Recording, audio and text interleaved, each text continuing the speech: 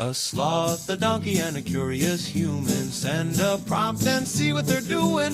One hits record with a question on his mind. Two brothers pick it up, see what they find. Corn takes his time, Herman's got the facts. Back and forth, they never hold back. My weird prompts, come on in, that's where we begin. My weird prompts, glad you're here. This episode was generated using artificial intelligence. Please verify facts. Hi everyone, welcome back to my weird prompts. We have a compelling deep dive today into a world that most of us only ever see through the lens of Hollywood thrillers, but the reality is actually much more complex and, frankly, a lot more bureaucratic than the movies suggest. Our friend and housemate Daniel was actually asking us about this a while back, specifically about how some of these historical operations were even possible from a business perspective. We decided to take his suggestion and really run with it today because it touches on some of the core themes we love exploring here, the intersection of high-stakes geopolitics and the mundane details of corporate architecture. I am here as always with my brother, Herman Poppleberry. Great to be here, Corn. And you are right. The distance between a James Bond movie and the actual mechanics of a front company is about the distance between a Ferrari and a used delivery van. One is flashy and catches the eye, while the other is designed specifically to disappear into the background.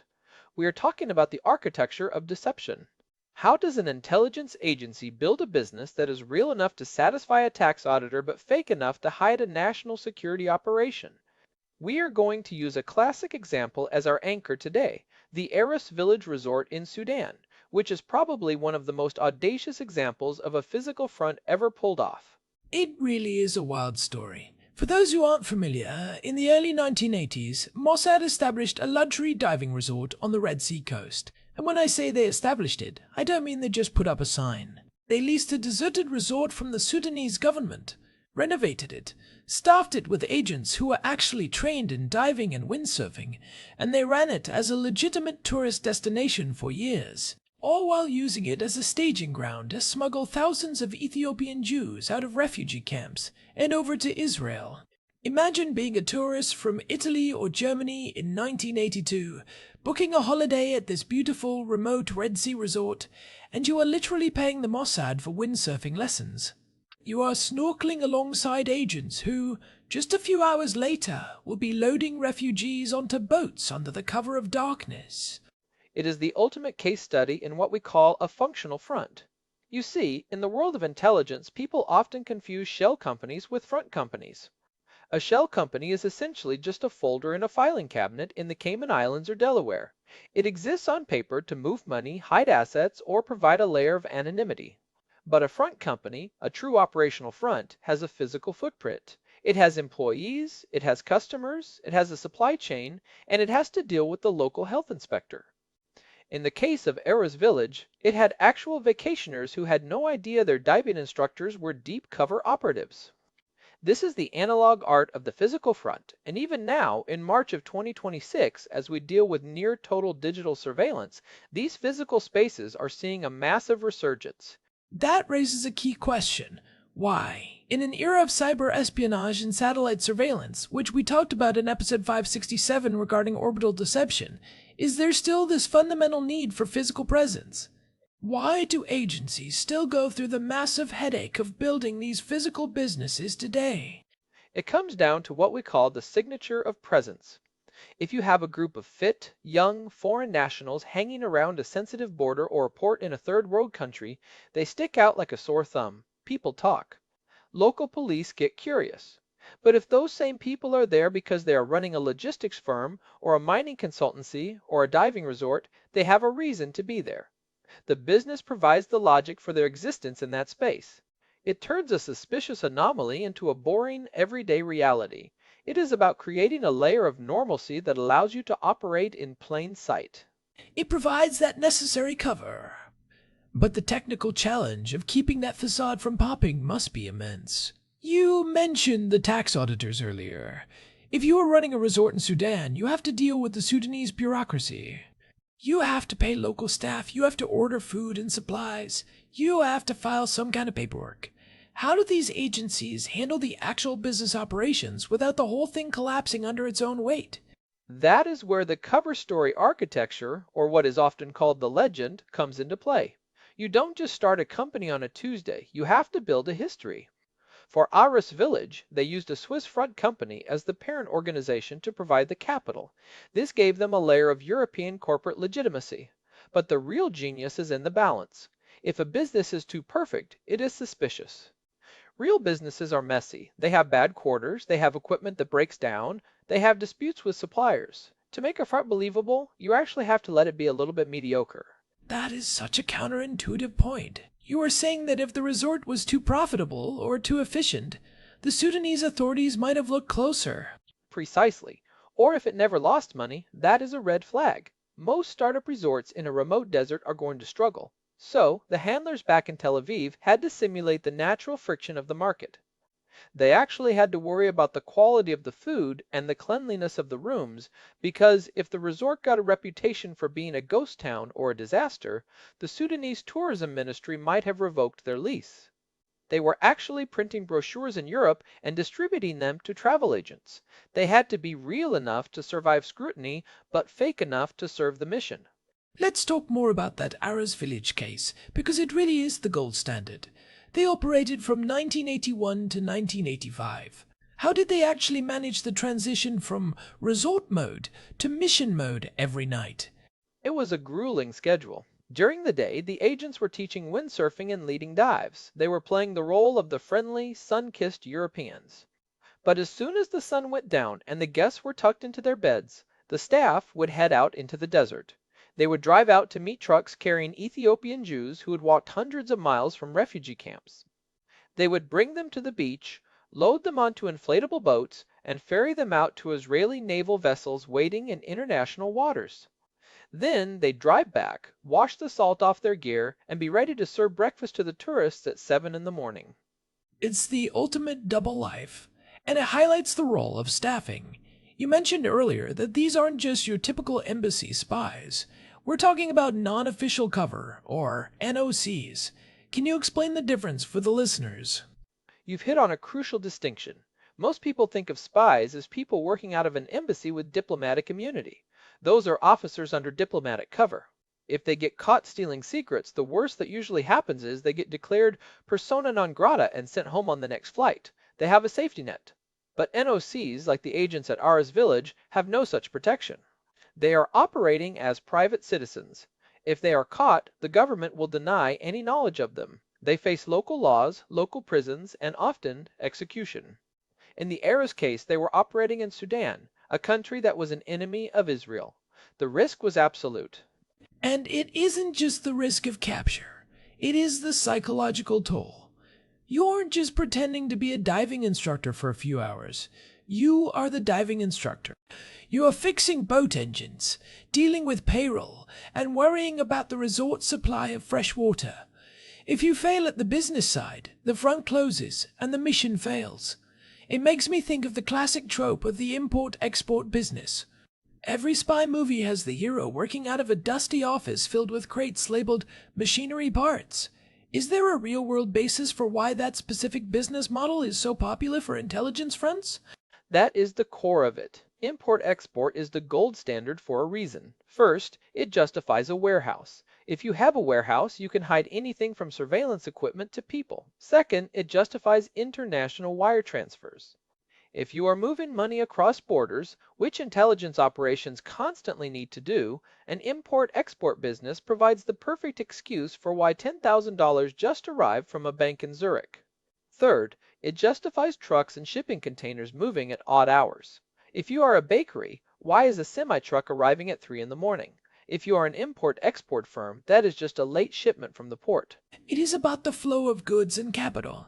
It provides a high-volume background noise that you can hide your specific signals inside. I remember we touched on this a bit in episode 738, when we discussed the sabotage of Iranian infrastructure. A lot of the components that ended up failing were sourced through these convoluted supply chains that looked like legitimate logistics firms. Precisely. In that case, the front wasn't a single building, but a network of small logistics and procurement firms scattered across Europe and Asia. They would buy high-end industrial equipment. things like frequency converters for centrifuges, and then sell them through a series of intermediaries until they reach the target. Each step in the chain looked like a normal business transaction between two private companies. The front provides the legal and financial wash for the operation. So let's talk about the scale of this today. We hear about these historical cases like Arous Village or the CIA's use of Air America during the Vietnam War. For those who don't know, Air America was a massive commercial airline, one of the largest in Southeast Asia, that was secretly owned and operated by the CIA. They flew everything from search and rescue missions to food aid to, well, less savory cargo. But what about right now? If we were to look at the global business landscape in 2026, how many of these front companies are actually out there? It is impossible to give a definitive number, obviously, because the successful ones are the ones we don't know about. But current intelligence estimates and historical patterns suggest we are talking about thousands of active fronts globally. And they aren't all as dramatic as a diving resort or an airline. Many are small consulting firms, tech startups, or even nonprofit organizations.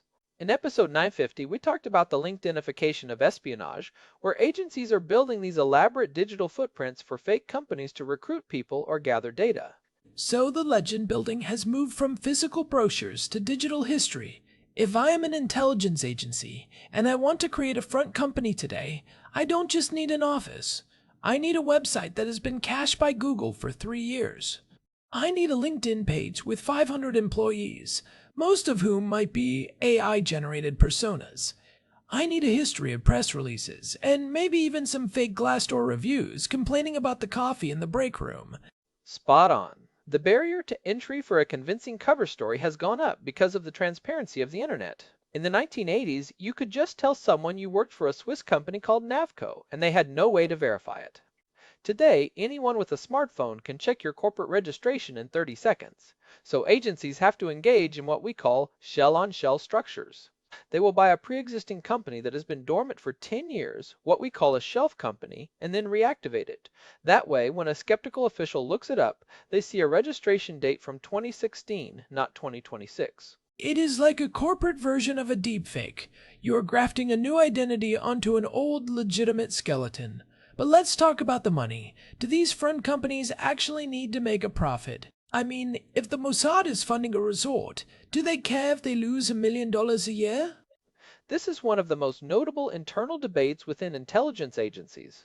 On one hand, you have the operational side that just wants the mission to succeed at any cost. On the other hand, you have the auditors who are terrified of a paper trail. If a business is losing massive amounts of money but never goes bankrupt, that is a glaring neon sign for any tax investigator or bank compliance officer. Modern anti-money laundering laws are very strict. If a small company is receiving millions of dollars in unexplained subsidies, the bank's AI is going to flag it for suspicious activity. So they actually have to try to be profitable, or at least break even, just to avoid the automated red flags of the global banking system? Yes, in many cases, these front companies are expected to be self-sustaining. There are stories of CIA fronts that actually became so successful as businesses that they started competing with real American companies, which created a whole different set of legal and ethical headaches. This is known as unfair competition or market distortion. Imagine you are a legitimate small business owner and you are being put out of business by a competitor that has the secret backing of the federal government and doesn't actually need to worry about the cost of capital. That is a major blowback risk. It is the ultimate unfair competitive advantage, but it also creates a weird incentive structure. If an operative is running a front company and they start making a lot of money, do they get to keep the profit? Does it go back into the black budget? Usually, the profits are rolled back into the operational fund, but it varies. The goal is always to keep the books looking normal. If the business is too successful, they might have to invent expenses just to bring the reported income down to a level that doesn't attract attention. It is a mirror image of what actual criminals do with money laundering. Instead of trying to make dirty money look clean, the agency is trying to make clean government money look like messy private sector revenue. We have talked a lot about the technical side, but I want to go back to the outlandish examples. Arous Village is amazing, but are there others that stand out for their creativity? I remember reading about the CIA and a certain Howard Hughes project. Oh, you're thinking of Project Azorian and the Glomar Explorer. That is a classic. In the 1970s, the United States military wanted to recover a sunken Soviet submarine, the K-129, from the bottom of the Pacific Ocean. To do it, they needed a massive ship with a giant claw, but you can't just build a giant submarine-grabbing ship without people noticing. So, they partnered with the billionaire Howard Hughes. They created a cover story that Hughes was building a revolutionary deep-sea mining ship to harvest manganese nodules from the ocean floor. And everyone believed it because Howard Hughes was exactly the kind of eccentric billionaire who would do something like that. You've got it. It was the perfect use of a high-profile personality as a shield. They even had a fake mining company. They issued press releases about the future of ocean mining, and they had scientists giving talks at conferences. They spent hundreds of millions of dollars on this cover story, and it worked. The ship went out, it lowered the claw, and it actually managed to bring up a portion of the Soviet sub, all while the world thought they were just looking for rocks.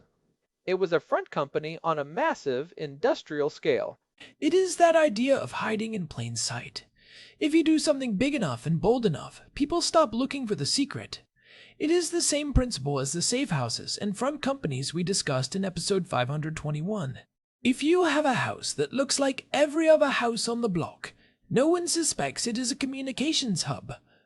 But what happens when it goes wrong? You mentioned blowback. What are the risks when a front is exposed? The risks are systemic.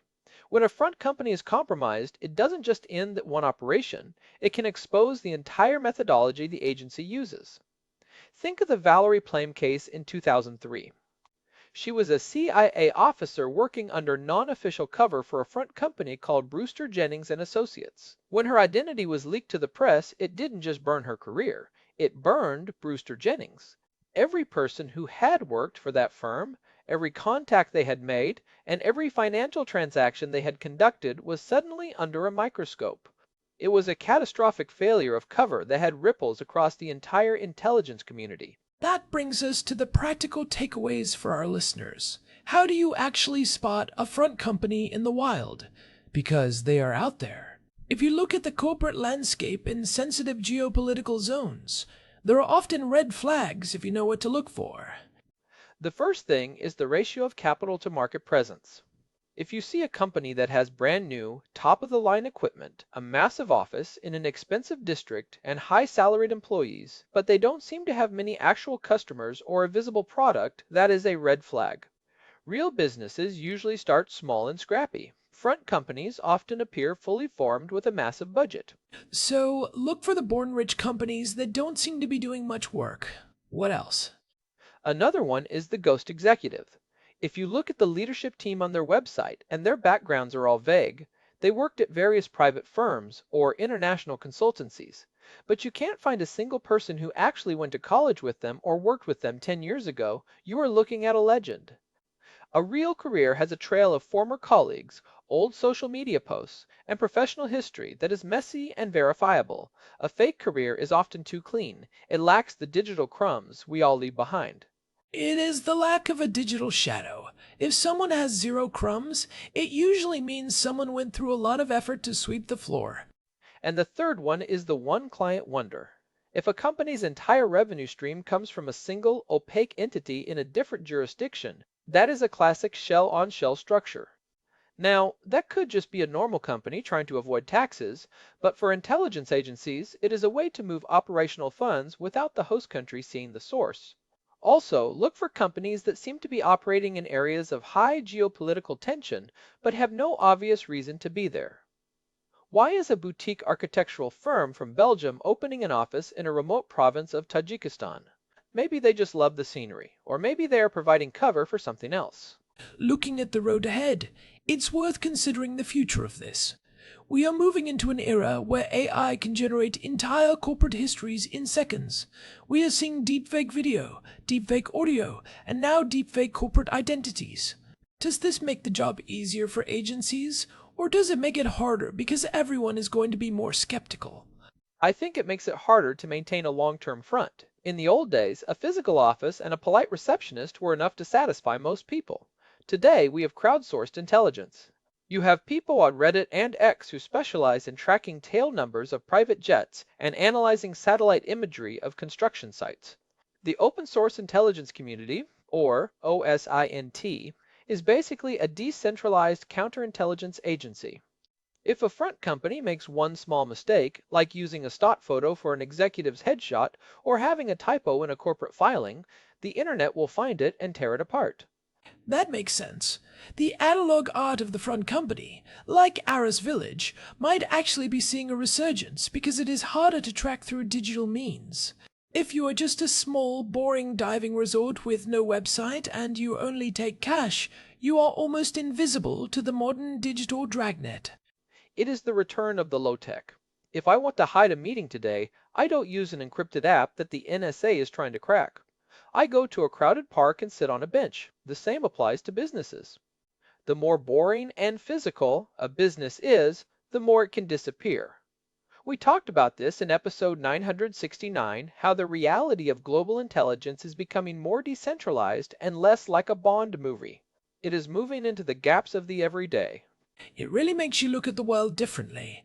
The next time I see a slightly mediocre import-export business or a strangely quiet consulting firm, I am going to be wondering about their legend. As you should. But remember, most of the time, a boring business is just a boring business. The real genius of a front company is that it is indistinguishable from the real thing. If we could easily spot them, they wouldn't be doing their job. The most successful intelligence operations in history are the ones we will never hear about because the front companies are still out there, quietly filing their taxes, paying their employees, and serving their customers.